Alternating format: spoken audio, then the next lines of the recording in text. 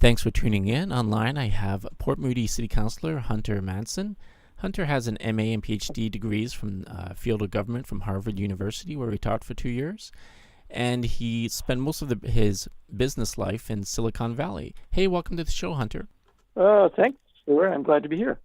Now, you started the Bert Flinn Park group and was responsible for one of the biggest ever rallies at City Hall in June of 2016. With passionate park supporters present, as Port Moody City Council debated a motion by Councillor Rob Vargamoff to permanently remove the right-of-way through Bert Flinn Park. So just for our listeners who might not be aware of the park, can you talk about the intrinsic value of Bert Flinn Park and your motivations to protect it? Sure. Bert Flinn Park is an unusual asset for the city of Port Moody. It's about 311 acres, which makes it the largest urban park of the city. And what's interesting about it is that it's a natural park, meaning it's not the sort of park that has manicured lawns and outhouses and picnic tables, where the focus is really on the people. It's the kind of park which is a nature getaway. It's relatively pristine, where people who want to step away from the challenges and pressures of their daily life and go have a quiet, serene nature experience. It's a place where they can go. And it's a park that is surrounded by 5 different communities, and it's unusual, therefore, that these 5 neighborhoods all enable walk-in into a nature park. That's something you don't get even in British Columbia very often in a city of this size. So it's an appealing park, not only for users, not only for nature hikers and walkers. It has fabulous mountain bike trails that are used in competition. Trail runners use it. Moms and dads with baby strollers use part of it. There's an off-leash dog walking area, which is heavily used by people. And the ecosystem there is just large enough. It's not so large that you can divide it up with a roadway that goes through the heart of it. And that's why I got involved, to make sure that didn't happen. But it's large enough so that there are black bear there are cougar there, bobcat, deer, and they're even endangered, or I should say, sort of species at risk, like the red-legged western frog, and I guess there's salamander species there that is also considered to be at risk. So there's a lot going on in this beautiful little corner of Port Moody. And, the reason I got involved was I live fairly close to the park. I started to use it myself when I moved to the city and fell in love with it. And when I heard that that there was a right-of-way that bisected the park right through the middle of it from one side to the other and could potentially be turned into a high-traffic corridor attached to an auto bridge that would go practically over the head of the Madsen Creek salmon hatchery, I started to become concerned. So I walked around. This is not a very conscious or deliberate campaign, but I walked around one day posting little 8x11 sheets of paper with thumbtacks to certain trees through the forest next to the trail, saying, if you like this beautiful spot, I just let you know that there is serious talk about a developer putting a high-traffic corridor right through the middle of this area. And if that bothers you, come join me and other concerned people at a rally just before a critical council meeting at City Hall. So that's how it all got started back in 2016. Now, it's quite a story. It kind of exploded, actually. I believe that you were elected in the by-election because of this, and then you were recently reelected. The whole council has kind of changed. We have a new mayor, Rob Vargamoff, who's actually the youngest mayor in Canada. So talk to me, were you surprised at the amount of public feedback and what happened later in council? Well, I was initially quite surprised. People asked me when I was putting these little sheets up, and people asked, in fact, the press asked me, how many people do you expect at this rally? And I had no idea. I said, well, I don't know, maybe 20, 50. Uh, and so I was gratified, of course, and surprised to find several hundred. I think Global told me that their estimate was between 300 and 400 folks, which was some sort of record out in front of the council meeting. And that just was the beginning. At that point, I put a petition online primarily for people who lived in the Tri-Cities who used the park. And we very quickly got something north of 2,000 locals, about two-thirds of them from Port Moody, signing on saying, look, we really don't want a road through this park. We want the community to think about other ways to improve the transportation grid in the North Shore without damaging this gem. So at that point, I understood there was huge support for the park, and not just the park, but for the green values that sort of were behind concern for the park, and leaving this kind of special asset to future generations. And then, of course, as it came up that Rick Glumac ran for MLA of the area, and recommended to me that I run to replace him, to fill his seat. I did that in a special by-election, and that was another signal, as you say, that the community had strongly supported the issues that were important to me and to Rick. And, in that by-election, it was pretty much a landslide. And then, of course, we went on to the general municipal election a year later, in which I got the most votes, in fact, more than either mayoral candidate. And I don't think that has anything to do with my personal charm, I think, or even people knowing me that well. But they knew the issues that I stood for, and this was a kind of litmus test of the public sentiment on the issues about protecting green spaces for the future. Quite often I find developers come into a community and there's little public input because people just feel like they're going to have their way. And yet, when those communities stand up to protect their neighborhoods, to protect their environments, Hunter, they're called NIMBYs. How would you respond to that kind of criticism that it's just, you guys are just acting like NIMBYs? Yeah, well, it's actually a great question for a couple of reasons. One reason I did get involved initially is that when I was talking to people who liked the park, when I was running into people in the park and saying, hey, have you heard about this pending development proposal for a project on the far side of the park, which would basically require that we put a busy roadway through the middle of this nature getaway. They would say, yeah, I heard something about it. I think it's awful. I don't want it, but it's developers. And what can you do? They always get what they want. It was that kind of sort of fatalism that ticked me off. and I said, well, the reason why developers always get what they want is that the public doesn't stand up and get itself heard. And so I at least wanted, to give the community a chance to stand up and speak if they cared about this. So now to the park lovers being called NIMBYs, NIMBYism, as far as I'm concerned, not in my backyard, is a stance of selfishness when there's a public good that the wider community needs, that people don't want in their backyard, or it might personally inconvenience them or hurt their property values. The people who are using this park and defending it are not really properly described as NIMBYs. Yes, it's a park they care about. In that sense, they're stepping up to protect it for future generations. But their interest really is the communal interest. There are other people who want the road through the park, mainly so to relieve, they think, road congestion next to their house. Those people are more properly characterized as NIMBYs because their concern is strictly sort of personal for their own convenience. I've said this before. As far as the kind of public interest in so-called NIMBYism, people working together to protect a city asset like a park, as far as I'm concerned, the world would be a much better place today if more people had stood up to the things that are being proposed to alter the natural world around them. It stood up earlier and said, I'm sorry, not in my backyard. This is our responsibility to protect these last vestiges of undisturbed nature.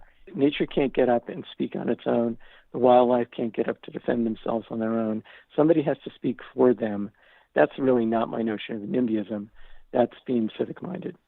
That's absolutely a great point, that we should define NIMBYism based on each individual case, because certainly protecting green space is in a social public interest versus the greed of some housing developer. And, in the city and in cities all across North America, there's high real estate prices in the major cities. We know that in Vancouver, Toronto, all over the place, and green spaces are getting put under risk. These are desirable places. Port Moody is a desirable city. People want to live here. You've been quoted on the website as saying you support moderate growth that protects the quality of life. What kind of policies need to be put in place to protect these green spaces and to also accommodate moderate growth? Well, the the city has approved, long before I got on the scene, approved a master plan for parks and recreation that requires it has a ratio of how much parkland we need to be acquiring for the public as the community grows. So for every 1,000 additional people to the city, we should, if we want to keep the ratio of people to parkland what it is today, which is sort of a wonderful ratio. It's a very green little city. We want to maintain that. We need to be adding 2.5 hectares of new parkland for every 1,000 additional people.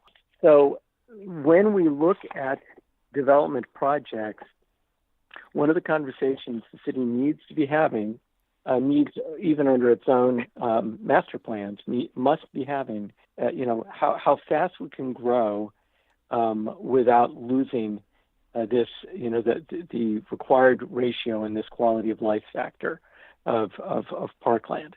So when I talk about moderate growth, I'm talking about growth where as we grow, we can look at factors not just like parkland, but also like roadway congestion, because we're becoming a terribly congested little city, and recreational services and amenities, all the things that in combination make Port Moody one of the most desirable places in the Lower Mainland for people to live. We have to look at what that formula is today that's so wonderful and grow and expand the city, because I do think some growth in the city is healthy and good. We should do it. But grow as fast as possible, but no faster, as is possible while keeping everything in balance. So I'm all about balance. I'm not anti-growth. I'm not anti-development. But I try to watch like a hawk whether or not the city's having clear, honest conversations about the implications of growth of every additional large development. What does that mean for these other quality of life factors? And making sure that we have an answer to how we keep things in balance. Forest bathing, or Shirin Yoko, is a Japanese practice. I don't know if you're familiar with forest bathing, but it points out that green space actually prolongs human life and quality of life for residents. So it's very, very important. So you're talking about a kind of community mapping and looking at when I see developments that are on parking lots or just vacant area where there's nothing there, but when I see them plowing through trees and hillside, it really breaks my heart. So I guess what you're talking about is like a community mapping and just we're looking at the ratios of people versus green space. That's correct. No, we're going to have to look at that plan realistically over the next few years while I'm on council, because it's a very ambitious and robust plan. It's in sync with a number of other cities that have similar ratios.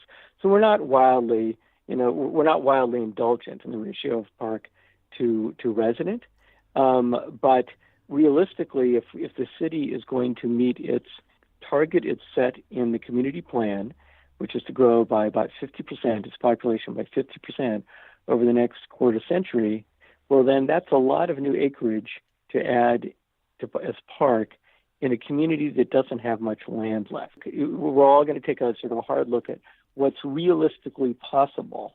But to your point about things like forest bathing, it's exactly the context for why parks are so important. It's important, to my mind anyway, that people be able to access the parkland as ideally by foot or by bicycle. Doesn't require some long commute that people may not have cars to be able to make. Because if it requires a big long car trip, most people just won't get out there for that regular immersion in a forest environment that we know from research, from clinical research, is very helpful to health and well-being. I don't know if you're aware that in part of the debate over the future of Bert Flinn Park, some time ago, David Suzuki, who had been an early advocate for the creation of Bert Flinn Park decades ago, got back into the conversation and wrote a letter to the city, to the citizens of Port Moody last fall, in which he urged people to protect Bert Flinn Park, citing the health and well-being benefits such as forest bathing, referring specifically to this concept, which, as you know, in other countries such as Japan, is actually covered by insurance. Wow. So it's taken quite seriously, and I take it seriously, as does the new mayor of Port Moody, as do other councilors like Steve Milani, who has also voted, and Amy Lubick, who are all new councilors voted in by the public in part because they share this concern for green as a central part of quality of life in our city. Now, just for the record, that right-of-way has been canceled. Am I correct? Last November, our council got together. We said, let's not just try and do one thing. Let's not just try and remove the right-of-way through the park. Let's also try and ensure that the future of Ioko Road does not include tons of new cars through inappropriate densification, residential densification at the far end of Ioko Road. So what we've done is try to put on track both those activities. Both of them are tied so that we'll actually remove the right-of-way through the park at such time in coming months as we also make clear through a change in the community plan that we're not going to allow lots of extra new density at the end of Ioko Road. Is that clear? That's fabulous. And I think I should just go up there and start planting trees where that right away is. So please do. Anyway, you're always encouraged, but just make sure that they're native species, not yet more invasive. Everyone listening to this can go plant a few trees on the weekend. No, it's true. Yeah. Well, talk first with our Parks and Rec department to see what they might need. By the way, there are projects in which, of course, the community comes out and helps do planting and that sort of thing. So by all means, check out what the city of Port Moody has going. But the spirit of what you're saying is exactly right on. Well, I wanted to thank you for the time you took for fighting for Bert Flinn Park. It's a magical, spiritual place and full of health and benefits for the community and for other communities that live close by. So any last words? What would you say to people who feel under siege by developers who are are rapidly losing the green space in where they live? Well, I guess my main advice is do not be intimidated, do not be daunted or discouraged. You will find very probably that if you raise your hand and say, wait a minute, I'm concerned about the impact on the quality of life that we have in our community, you're going to find a lot of other people just let others know, and you'll find a lot of other people raising their hand too. And when all these people sort of stand before council, the thing to remember about local city governments is, they get a lot of contact with the development community, of course, and the development community they're nice people trying to achieve their goals. And if the only people that the city ever really hears a lot from are the developers, they may come away with a misimpression that their interests are really the ones that the city needs to attend to, and that the public is indifferent, at worst. So it's very important in every one of these decisions that people who have concerns rally a public response. I know in our city, our council, we read every single email that people send in. We pay a lot of attention to people who come to the public mic when we have council meetings. And, it's not just, one side of the spectrum, if you will, that's listening. Everybody at the council you can see is listening. So don't be discouraged. Chin up, but you have to get out there and you have to mobilize, because unless there's a strong community response, it's very tempting to get excited about all the good things that development can bring without paying attention to some of the issues and challenges it will also bring. People who are concerned about protecting green need to be absolutely sure, take it on as their own responsibility to make sure that the conversation about green space is at the table when the city decides about future developments. That's my 2-bit advice. Well, thank you for your time today, and I'm sure we'll be in touch again soon. Okay, thanks so much, Stuart. Thanks for the call. If you are interested in forest bathing at Bert Flinn Park, we have a few events coming up that are filling up fast. And we also have some other forest bathing tours. So if you're interested for time and dates, go to memoryportal.net to sign up, or if you have any questions. Bye for now.